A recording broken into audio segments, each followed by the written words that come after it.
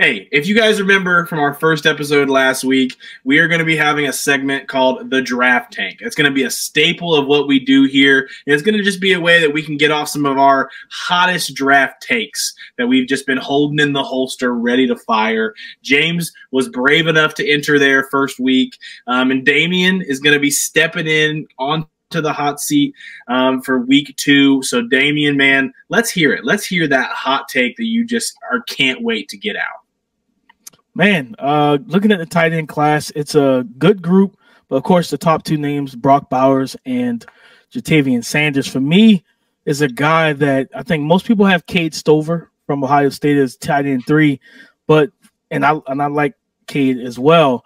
But my guy at Penn State, Theo Johnson, is 6'6", 265, and he's supposed to be a good athlete and test well also. I think he has a real good shot, actually, to be the tight end 2 of this class. You're talking about a guy that can block, who can stretch the seams. I think there's a lot of untapped potential with him in terms of detaching him from the line, making him that mismatch weapon. Tight ends are tight ends are the biggest mismatches in the NFL. If you got a good tight end, a guy that linebackers can't cover, that means you got to bring a safety down.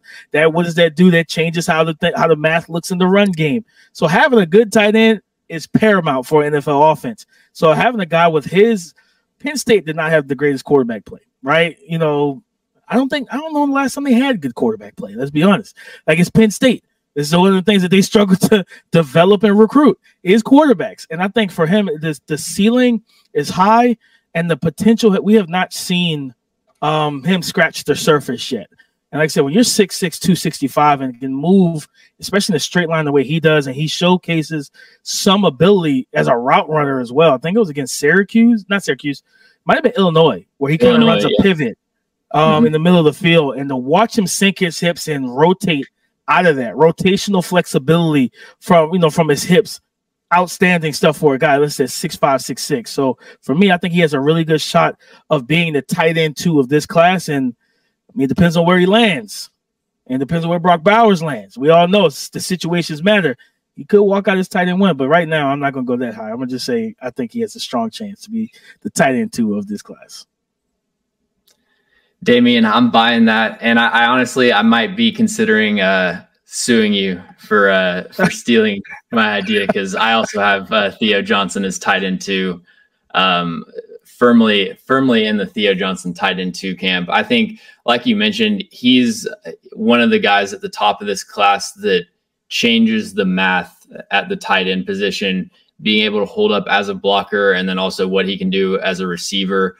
I think the play that you're thinking of, there's like a stick route, like maybe a stick option route, and then he flips his hips, turns around, and then breaks inside quickly. He's also shown the ability to do a really good job using his weight displacement to get defenders leaning upfield and then break inside. He'll use some rocker steps. A lot of the routes that he's running at Penn State are just kind of seam routes. Like, tight ends aren't usually running super diverse route trees. And I feel like there are times where his footwork in and out of his breaks is kind of sloppy. That's like going back to our conversation. If you see a guy do something 5 times on tape and then you see him not do it 5 times, you know that he can do it. He just needs to, practice, develop those skills. And yeah, I mean, he's at 6'6", 257, what he can do as far as at least dying slowly against the defensive end in the run game, compared to Ja'Tavion Sanders, who I feel like is going to get uprooted. You saw that in the Alabama game, really all over his tape.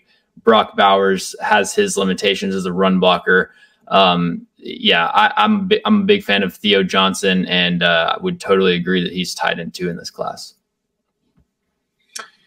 Yeah, I mean, I think the tight end group is interesting because, I mean, Brock Bowers, I feel like, is a pretty easy to say going to be the top tight end drafted.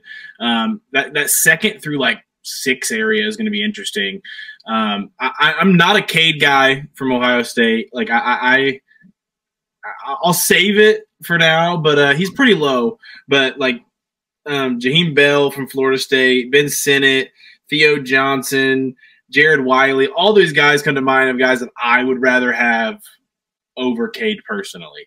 And you guys can do the math if you'd like on how that number goes out. But I definitely think Theo could be a guy that ends up being the second tight end taken, or at least the second best tight end out of this class. I mean, just looking at like the opportunities that he didn't get at Penn State, like, I mean, dude had 7 touchdowns last year, and I don't have it up right now, but he had like 30 catches. Like I don't remember exactly how many it is. I'd have to look. But like he ended in that like low doesn't part even of have 1,000 catches. career receiving yards, but like that's how it is with tight ends. They're like especially with bad quarterbacks. Right, yeah. Like Dawson Knox got drafted in the 3rd round, was like barely used as a receiver. You see it every year with tight ends, so that's not something I worry about. But like 34 catches to 7 touchdowns, like love that ratio for a bad offense, right? Like the fact that you got that many important grabs out of just 34 chances, like that's great. I mean, even going back to look at 2022 now that I have it up, he only had 20 catches in 2022, still had 4 touchdowns. So, I mean, like that type of production going to the NFL, like I think that matters. And I think we see tight ends that aren't crazy, don't have crazy usages, go higher in the NFL draft when people are looking at those type of things. I mean, we saw Brennan Strange last year go on day 2. And he wasn't a guy that I thought that was going to happen with Jacksonville. So, like, those kind of things are just, you never know how it's going to be. I'm buying this take, though. Like, I definitely think Theo Johnson has a good chance to be tight end 2. I won't say that he is my tight end 2 in the class, but I think his receiving ability is going to be prioritized higher in that early part of the second, to where a second tight end could be taken. That he's an interesting name to watch for sure. Let's go. Hey, so just made me some 2 weeks in, 2 weeks in, we've not had a person step in and just have 2 no's yet. So that means when I go in the 3rd week, you need to come up. That doesn't spell well for you, brother. I'm telling you now. It does not spell well for you. The odds are stacked against me. The odds are not looking good.